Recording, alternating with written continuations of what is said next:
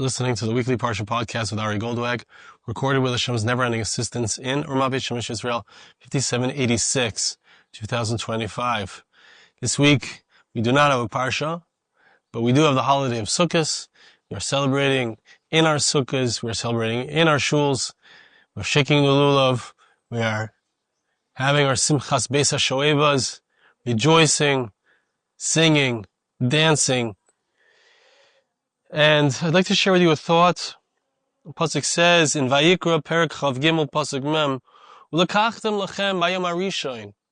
You are to take on the first day of Sukkos, Pri-Eitz Hadar. You're supposed to take a fruit from the beautiful tree, Kapois Timorim. You're supposed to take lulav fronds, Kapois Timorim.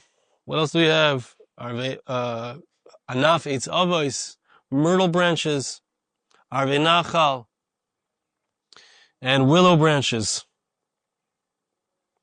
So we all know it's a very famous idea that some of them, each of these different parts of the four species that we take together, we bring together the lulav and the esrog, and each of these species, one of them has taste and smell, one of them has no taste and no smell, one of them has taste and no smell, one of them has no smell and taste. Each of these represents different parts of the Jewish people, some of whom are B'nai Torah, they learn the Torah, and they keep the mitzvahs. Some of them have nothing. They're just Jews in name. Some of them they learn, but they don't keep the mitzvahs. Some of them keep the mitzvahs, they don't learn. Each of these aspects of Klal Yisrael, we bring them together in a beautiful bond. We show our achdus. It represents the unity of the Jewish people. The midrash brings a few different explanations as to what each of these elements of the four species represent. One explanation is Pri-Eitz Hadar is Avraham Avinu, Kapois Timorim is Yitzchak Avinu, Anaf Eitz Avos, the myrtle branches, are Yaakov Avinu, Arvei Nachal is Yosef. Different explanations, different concepts. I'd like to share with you the first of these concepts. I'd like to try to understand it, and we're going to also turn to an interesting halacha in regards to the concept of lulav, and we're going to see a depth in what is behind this halacha. The midrash says like this: Davar acher, Pri-Eitz Hadar, Zeh HaKadosh Baruch Hu. Says the midrash that the Pri-Eitz Hadar, the esrog, the citron, excuse me, represents God, represents HaKadosh Baruch Hu, the Holy One, blessed is He. Somehow it's represented, Hashem is represented. And it's important to understand, when we take these different elements together, we bring the four species together and we shake them in the 6 different directions, up and down, right, left, forward, back. So there's something there. It's not just a motion, that's an empty motion. It's supposed to be ma'ir something in us, to awaken something in us. We need to think about something. There's a focus. There's a spiritual aspect, of course, an inner aspect to it. Says the midrash, when you look at that esrog, it's supposed to remind you of Hashem. It's called a Pri-Eitz Hadar. It's the fruit of the tree of Hadar. Hadar means splendor. How does that represent Hashem? In regards to Hashem, we find in Borchi Nafshi, which we say every Rosh Chodesh, that Hashem is referred to as one who wears Hoid and Hadar. 2 different words that represent splendor, one of which is the inner splendor, that inner aspect of it, that inside of oneself, I have a sense of my greatness, let us say. And the Hadar, the concept of Hadar is an outward display of greatness, of splendor. So Hashem, in all of creation, He manifests, the whole world is His clothes, as it were. Hashem, you wear splendor. Same word, Hadar, which is used for Hashem, is also used in regards to the esrog. The esrog is a fruit of splendor, so it reminds us of the ultimate one who has splendor, and that is Hashem Himself. Kapois Timorim. What do the lulav branches represent? Says the midrash, interestingly, Zeh HaKadosh Baruch Hu. This also represents Hashem. The pasuk says, Tehillim, which we read on Shabbos, Tzadik HaTamar Yafrach, the righteous one sprouts and makes flowers like a tamar, like a date palm. So the Mefarshim explain, even though the Parsha Podcast is referring to a tzaddik, a real righteous individual, the midrash understands that who's the tzaddik shel olam, who is the ultimate righteous one of creation? It's Hashem. And He manifests in the world through the fruits, through the expansion that He created, which is all of that which we see. It's through the human beings, it's through the foliage, it's through the earth, it's through the sun, the moon, and the stars. All of these are expressions of Hashem's, or an outgrowth of an expression of Hashem Himself, as it were. Hashem is called the tzaddik. Tzaddik hatamar yifrach. God, His fruit is seen as a palm tree. So the palm tree, the palm branch represents Hashem as well. So when we're holding our lulav and our esrog, what are we thinking about? We're reminding ourselves of Hashem, who's the foundation of the world. V'anaf yitzavos. Pasuk refers to the myrtle branches as Anaf yitzavos zakodesh baruch hu. Dichsiv v'ami ben hadas. And Pasuk says in Zechariah, Perik Aleph, Pasuk Ches, that Hashem, as it were, V'hu, and He, which the midrash understands to be a reference to Hashem. God is referred to as He. He is the one. So Hashem stands between the Hadassim. And classically, the concept of Hadassim, the Hadassim represent something my daughter Hadassah, she's 8 years old. We looked into her name before we named her. It's the name of Esther Amalka. But it's the name that refers, Hadassim refer to tzaddikim, to the righteous. So Hashem is surrounded by the righteous. He manifests through the righteous. Those who are seeking to do Hashem's will, they are the ones in this world that we see Hashem's light shining through. So when you look at the Hadassim, again, you see the myrtle branch, you're thinking of Hashem. It's reminding you of HaKadosh Baruch Hu. Varvei Nachal. Let's guess, what do you think it is? Who does that represent? HaKadosh Baruch Hu. It represents Hashem once again. Pasuk refers to Hashem as the one who rides on aravos. Aravos, literally, as we're understanding in the Pasuk, it's talking about the willow branches, those long leaves that require a lot of water.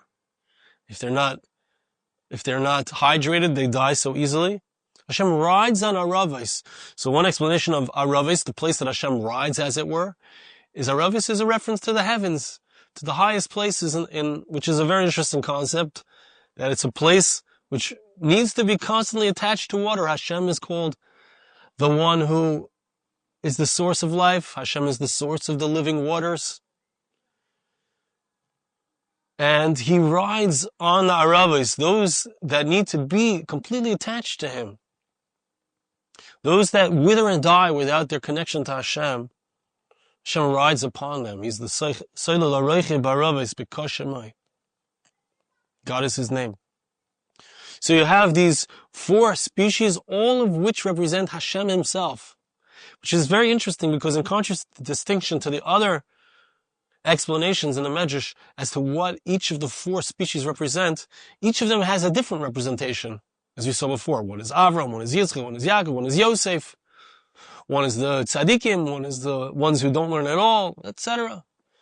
But here, all 4 represent Hashem Himself. And we need to understand, we're going to come back to the question of what does it mean? What is the concept here that each of the 4 species represents Hashem? What is the idea behind it? And to throw into the pot, I want to remind you, of course you know, that when you take the lulav and the esrog, one of the main parts of the mitzvah is not just holding it, which is the ikar mitzvah, it's just just taking it, holding it. But besides that, we do the ni'anuim, we shake it in the 6 directions. And we always bring it back to the center, to the right, to the left, to forward, up, down, back. We shake it, bring it out, and bring it back. Bring it out, bring it back. We have to understand, what is the concept there? We're doing it. We're going through the motions, of course. We got to have the outer aspect, the superficial aspect, but we also we need to understand on a deeper level, what is the concept? So now before we get to explaining that and trying to understand what does the midrash mean when it says that Hashem is the center of it, I'd like to share with you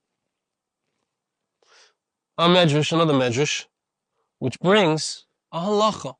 The halacha is, L'kachtem lachem hayom harishon. On the first day of Yontif, that's the first day of Succos is the day that's deoraisa, that there's an obligation from the Torah to shake the lulav. The rest of the 7 days, the next 6 days after the first day of Succos, the obligation outside of the Beis HaMikdash area, outside of Yerushalayim, is only midrabanan. It's only from the sages that they instituted that we should continue to do it throughout the rest of the 6 days of Succos. But from the Torah, only the first day is one obligated to shake the lulav. Important to know that. And in the Beis HaMikdash area, and perhaps even by the Kaisel, so the obligation all 7 days is d'oraisa from the Torah, but outside of that area, it's only midrabanan. But let's focus in on the first day. It says, "L'kachtem lachem bayom harishon." You shall take for yourselves on the first day. Now the Medrash understands the Gemara when we pass in this way la halacha. Tanya Rabbi Chiya b'mekach v'lo b'gazel. Lachem. Chol echad ve'echad mikem lachem yishalachem v'lo yagazel. The Medrash says that when the Torah says that there's an obligation to take to you, l'kachtem lachem, take for yourselves. It's not just that it has to be that you take for yourselves the 4 species, and you shake them, but you have to take something that is yours. It has to be something that is yourselves. It's part of you.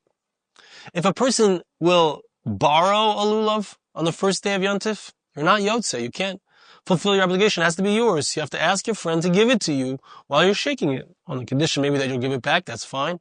But it has to be yours when you're shaking it. And if a person steals a lulav in an esrog, let's say a person takes it without permission, the halacha is, you're not Yotze. You cannot fulfill your obligation with a stolen lulav and esrog. Amar Rabbi Levi, now listen carefully, I'm going to tell you a story. We all love stories. Rabbi Levi says, Misha lekech lulav gazel ma davar daima. The Medrash says a mashal. What is it like if you take a lulav and that lulav is stolen? What is it comparable to? Let's give you an analogy. You have a thief. And the thief sits along the way, the highway, and he sees people passing by, and he pulls out his gun, and he says, your money or your life. He takes their money. Chadzman, one time,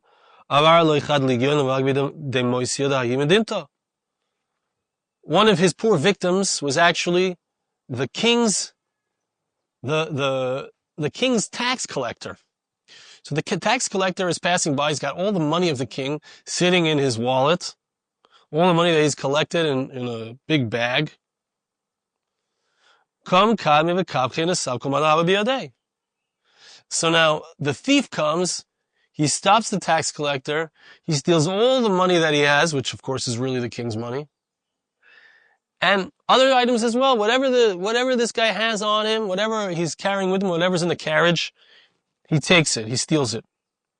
Basar Yoimin, after a few days, it's tayad. This thief was caught.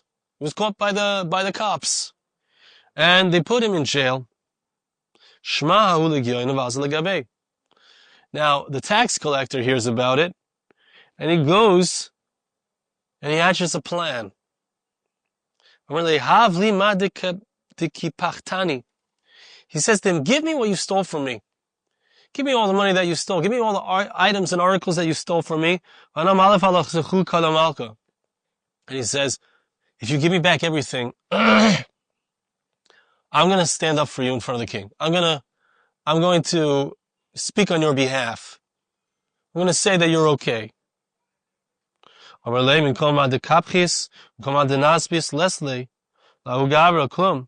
says, look, the thief says, I stole everything. I spent all the money already. There's nothing left. The only thing that I have left is I have a mat that I'm sitting on right now. It's a beautiful colored mat, embroidered mat. That I can give back to you. It's the only thing that I have left. Everything else I used or I sold, got rid of. He says, look, give me the mat, it was the only thing that he stole that actually belonged to the legionnaire, to the tax collector. He says, give it back to me, and I will speak positively about you in front of the king. He says, take it. I'll give it to you. I'm happy to do that. Good deal. Okay, so the tax collector says to the thief, listen, here's the deal. Tomorrow you're going to be called in front of the king, and they're going to judge you. He says, do you have anybody who you would like to speak on your behalf, who can say something positive for you? He says,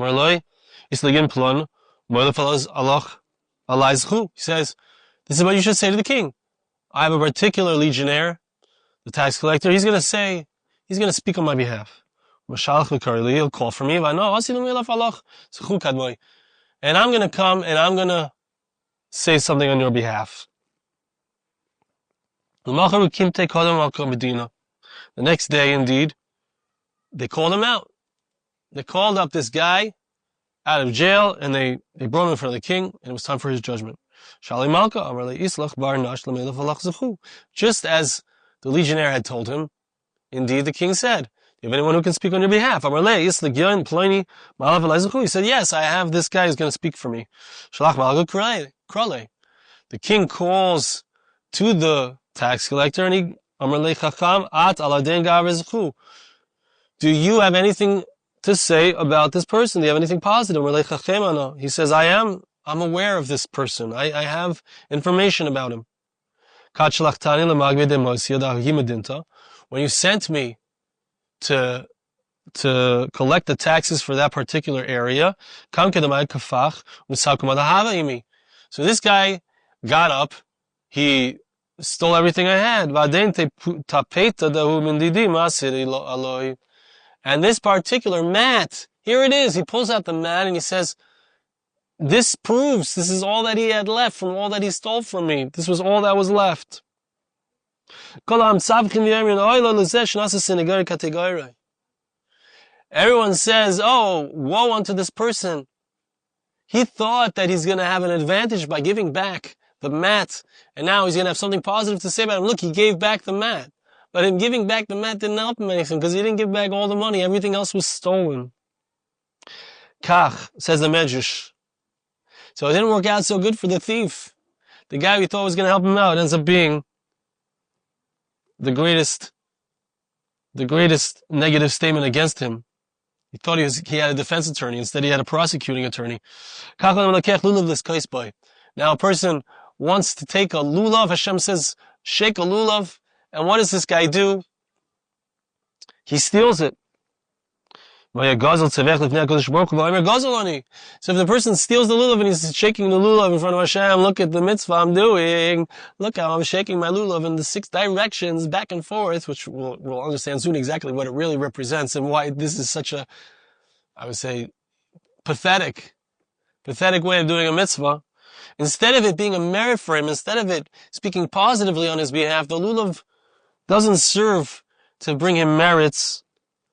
The lulav says, look at me, I'm stolen. Chamasani, look at me, I was taken from someone who I really belong to.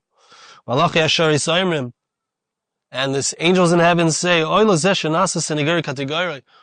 unto the person who his defense attorney became his prosecuting attorney. That's the midrash. That is the midrash. So, bottom line, don't steal a lulav in us. You can use it for your mitzvah. At least not on the first day. But it seems like not even on the second day either, according to the way the Gemara understands it. Never steal a lulav. Don't steal something and do a mitzvah with it. But what's really at the core of this? What's really at the heart of this? I want to share with you, going back to the first midrash, we're trying to understand each of the aspects of the Pri Etz Hadar, the esrog, the citron, the lulav branch, the myrtle branches, the willow branches, each of these, we said, represents HaKadosh Baruch Hu. Hashem Himself, as it were God, is represented in each of these aspects. What is the concept here?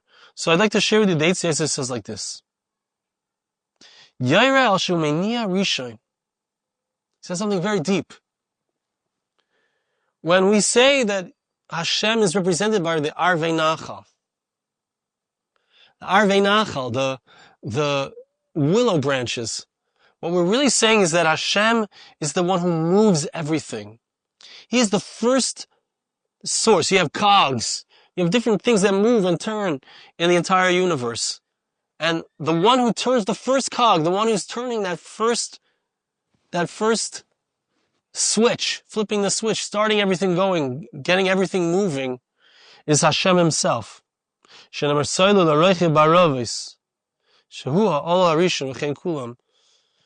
What's represented is that Hashem is the one who rides upon the highest heavens, right? Hashem is up there in the highest heavens, which are called Aravis. Hashem is the one moving everything. Sits on his kisei hakavod, he sits on his throne. He's the king, which means that he's controlling, just like a king is in charge. You have a Trump, and he says, okay, this is how things are going to be, this is how it's going to unfold. And then he has his minions who he sends to make sure all of the deals are done, and all the pieces is obtained. It all goes back ultimately really to Hashem, right? Even there, Leiv Melachim V'Sarim B'Yad Hashem. Hashem is the one who controls the thoughts and the hearts of those who seem to have power. So, what is represented here? So I think that really the depth of the Eitz Yosef is saying like this.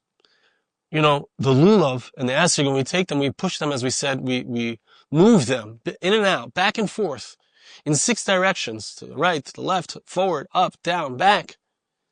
And the 6 directions represent the 6 days of the week. We've spoken about this in the past. It's the number 6 always represents action. 6 days of the week, you work and you do. And where is the 7th direction? It's the center. You always bring it back to the center. And whenever we're in the center, we say Hashem's name without movement. Because it seems like we're the ones doing the movement. It seems like we're the ones doing the actions. It seems like as we go through life, we're accomplishing. It looks like it's the Trumps and the Netanyahus and the generals and the soldiers but what is really the mania? What is the source of all the movement? It always comes back to the center. And the center always is where Hashem is. His name Yud-Kei Vav-Kei. We don't say that name. But He's the one who, the word of Hashem's name, Yud-Kei Vav-Kei, means that He is. He is. It's always now for Him. It's always here. There's no movement in Hashem's world. There's no time. There's no 6 days for Hashem. There's only Shabbos. No movement. Shabbos is no movement. It's the 7th day where we stop all of our work. We stop all of our actions. We stop all the shaking of the lulav. It comes back to the center. Right? And there's no movement. That is represented here. When we are shaking the lulav and we say that each of the aspects of the lulav is HaKadosh Baruch Hu, what we're really saying is that even in the movement itself, even as we move through the 6 days of creation, in the 6 directions of the world, as I fly here and I fly there, as there's action and there's movement and there's stuff being accomplished, the accomplishments all come. It's all rooted in Hashem Himself, in God. He's the one who's the Meniah Rishon. He's the one who causes all the movement. He's the one who, despite the fact that He is static, as it were, Hashem doesn't change, Hashem doesn't move, but He is the one who creates all motion. He's the one who manifests. Hoid v'hadar lavashta. Hoid is the splendor itself. Hadar is the way that it manifests, as it comes out, as it moves in the world. So Hashem is the one who is behind everything. Now let's look for a moment at the concept of gezel. Hashem does not want us to steal something and do a mitzvah with it. Why does a person steal? Why does a person take something that's not his? Doesn't belong to him. He didn't earn. He didn't get on his own. The reason a person takes something is because he thinks what I have is what I have. What he has is also mine. I can take whatever I want. I don't have to earn anything. Hashem didn't give me all of my needs as they really are. That's what a person who's geisel says. A person who steals thinks that he's in charge of reality. I can grab something and take something. I can do whatever I want. A person who's a Baal Bitachon, and we've spoken about this in the Bitachon podcast, a person who's a Baal Bitachon doesn't believe that it's possible to take or it's possible for me to not have something that I'm supposed to have. Everything that I have is what I'm supposed to have. Hashem is in charge of my life. He's the Meini Rishon. He's the one who makes everything move. Everything in my life. If it's moving, it's Hashem moving it. If I have it, Hashem gave it to me. If I don't have it, Hashem did not give it to me. When a person steals, what he's really saying is, Hashem, I'm in charge, not you. Ani Hashem soine geza ba'oila, the pasuk says, the Gemara brings it in Lulav HaGazel. I believe it's on Daf Lamed Aleph in Sukkah. When you steal something, when a person steals something and tries to bring it as a succos, as a merit for him to Hashem, it's the complete opposite of a merit. A person doing Hashem's will is saying, I recognize that Hashem, you are the creator. Everything is you. Everything in my life is you. Everything I have is from you. Everything I don't have is because you don't want me to have it. That's what a person says. When you do a mitzvah, that's the succos, that's the merit. I subjugate myself to God. I recognize that He is everything, I am nothing. When a person steals, he's really saying, I don't think, Hashem, that you're in charge. I'm trying to be in charge. I'm going to take the thing that I stole and show that I think I'm in charge, and I'm going to use that to show Hashem you're in charge. That's a stira minei ubei. That's self-contradictory. A person can't do that. You can't take something, as the midrash says, it's like expecting someone to speak on your behalf, and he says, look, he returned this item. What happened to the rest of it? What happened to the rest of it? That was all stolen. You can't try to show, oh, look, I'm a good guy. Look, I'm subservient to you, O king. Look, I'm subservient to what's right. Here, I'm giving back this item that I stole. What about everything else that you stole? Oh, look, I'm serving you, Hashem. I'm shaking the lulav. I'm showing that you're the mania. You're the one who makes all the movement going. But where did you get this thing from? You stole it. That means that you believe that Hashem is not in charge of everything. It's a stira minei ubei. It's a self-contradictory statement. Creates other zeh HaKadosh Baruch Hu. The citron reminds us that this fruit that grew, that's Hashem. It's from Hashem. You see the fruit? You know Hashem is one, He's beyond time. He moves within time, as it were. Kapos Tamarim, the lulav branch, zeh HaKadosh Baruch Hu. How does He manifest? Tzadik Atamar Yifrach. He manifests as a righteous one, through the righteous ones in the world. Anaf Yitzavos is HaKadosh Baruch Hu. The myrtle branch also, this is Hashem manifesting in the world, this movement. Arvei Nachal. The aravos, the things that require constant watering. If a person detaches from the water, from the source of life, he has nothing. Shake it. Bring them all together. Bring all of these things that represent Hashem together. And remember, the movement itself, though it seems that you're away from center, away from Hashem, as it were, that movement itself is also at its root from Hashem. I want to bless you and ask you to bless me. Hashem should help us to realize and recognize and appreciate that He is the one behind it all, moving every aspect of our lives. Hashem should help us to understand that everything that goes on in the world, if there is peace, if there is war, if there is happiness, if there is sadness, everything is from Hashem. Hashem should help us to realize that all that movement, all of the things in our personal lives and in the national life of the Jewish people and of the entire world, Hashem should help us to see that He is the one who is the Meini Rishon. He's the one who is the source of all the movement. Thank you so much for listening. Have a wonderful Shabbos and a wonderful Yontif. This podcast was made possible through the gracious donations of listeners like you. For more podcasts like this, please visit www.arigoldwag.com or search on iTunes Ari Goldwag.